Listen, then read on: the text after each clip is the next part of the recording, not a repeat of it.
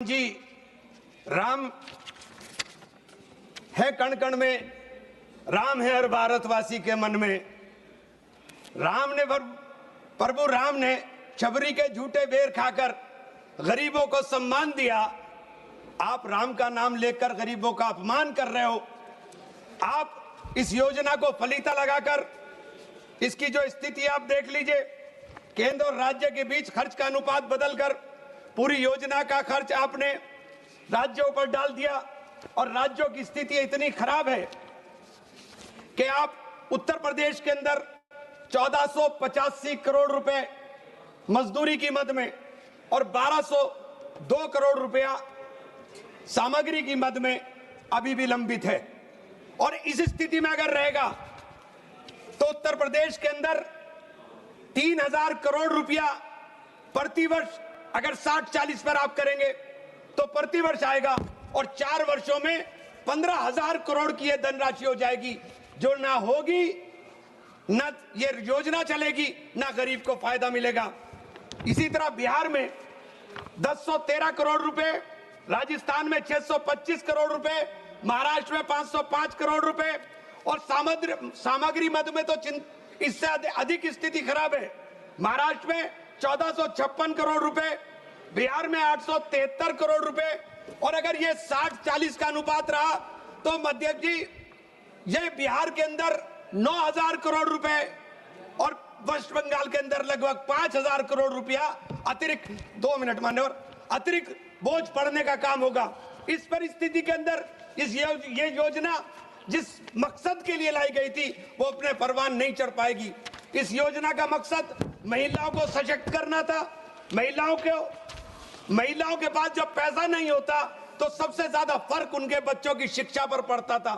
इस योजना के बंद होने से या इस योजना के कमजोर होने से महात्मा गांधी का वो सपना कि देश के अंदर अंतिम छोर पर बैठे हुए व्यक्ति के घर के अंदर दिया जल सके, उसको फलीता लगाने का काम कर दिया।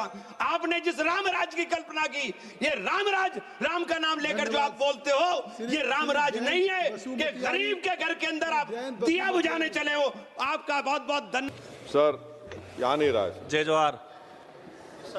सर बहुत शुक्रिया सर, आपने मुझे एक अहम बिल पर बोलने का मौका दिया।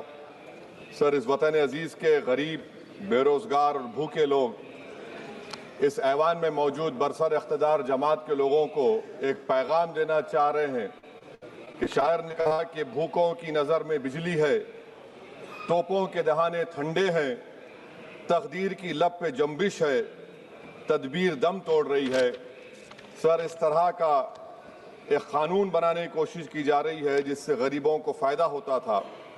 आज वो कानून जो डिमांड ड्रिवन गारंटी था, इसको हुकूमत बदलकर एक मरकजी माविन स्कीम के तौर पर नाफिज करना चाहती है। सर, जब तक किसी पंचायत को नोटिफाई नहीं किया जाएगा उस पंचायत में काम नहीं होगा। हुकूमत की ये पॉलिसी हमेशा ये रही है कि हर इख्तियार को हासिल करना चाहते हैं और एक डिक्टेटर की तरह वो हुकूमत को चलाना चाहते हैं।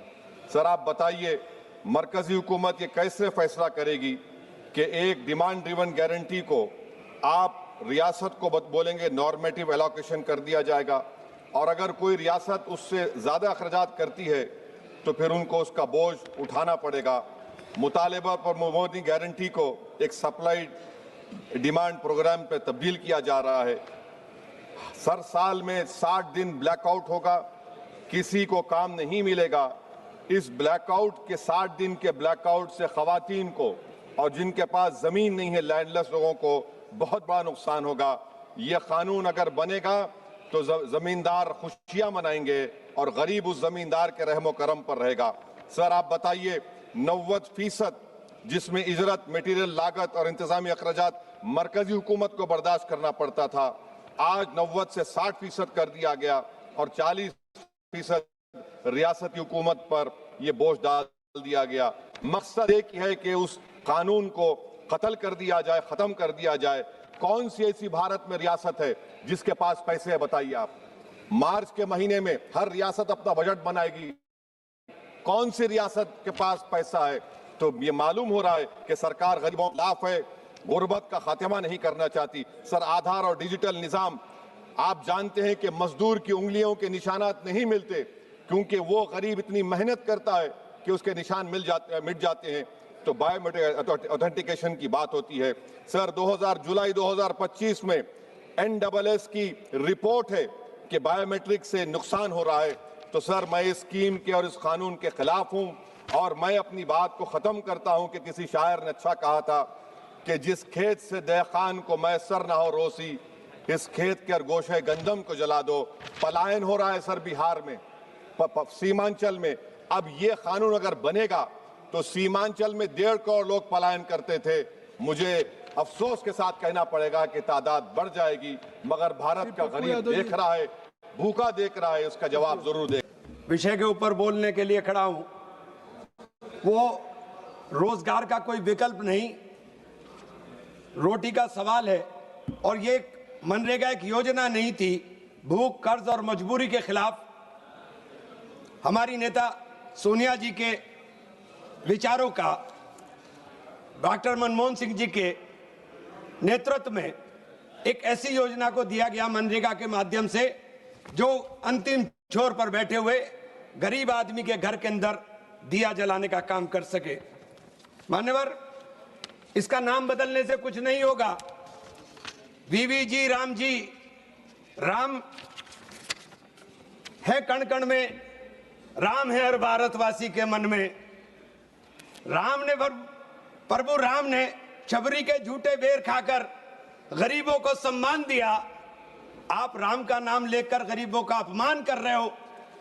आप इस योजना को फलीता लगाकर, इसकी जो स्थिति आप देख लीजिए, केंद्र और राज्य के बीच खर्च का अनुपात बदलकर पूरी योजना का खर्च आपने राज्यों पर डाल दिया। और राज्यों की स्थिति इतनी खराब है कि आप उत्तर प्रदेश के अंदर 1485 करोड़ रुपए मजदूरी की मद में और 1202 करोड़ रुपया सामग्री की मद में अभी भी लंबित है। और इस स्थिति में अगर रहेगा तो उत्तर प्रदेश के अंदर 3000 करोड़ रुपया प्रतिवर्ष, अगर 60-40 पर आप करेंगे तो प्रतिवर्ष आएगा। और 4 वर्षों में 15,000 करोड़ की यह धनराशि हो जाएगी, जो ना होगी, ना ये योजना चलेगी, ना गरीब को फायदा मिलेगा। इसी तरह बिहार में 1013 करोड़ रुपए, राजस्थान में 625 करोड़ रुपए, महाराष्ट्र में 505 करोड़ रुपए। और सामग्री मद में तो इससे अधिक स्थिति खराब है। महाराष्ट्र में 1456 करोड़ रुपए, बिहार में 873 करोड़ रुपए। और अगर ये 60-40 का अनुपात रहा तो मध्य जी, ये बिहार के अंदर 9000 करोड़ रुपए और वेस्ट बंगाल के अंदर लगभग 5000 करोड़ रुपया अतिरिक्त, 2 मिनट मान्यवर, अतिरिक्त बोझ पड़ने का काम होगा। इस परिस्थिति के अंदर ये योजना जिस मकसद के लिए लाई गई थी वो अपने परवान नहीं चढ़ पाएगी।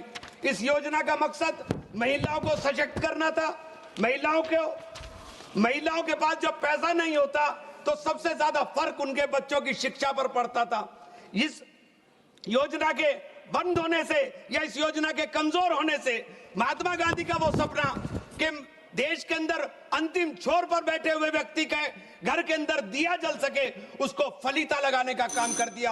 आपने जिस राम राज की कल्पना की, ये राम राज, राम का नाम लेकर जो आप बोलते हो, ये राम राज नहीं है कि गरीब के घर के अंदर आप दिया बुझाने चले हो। आपका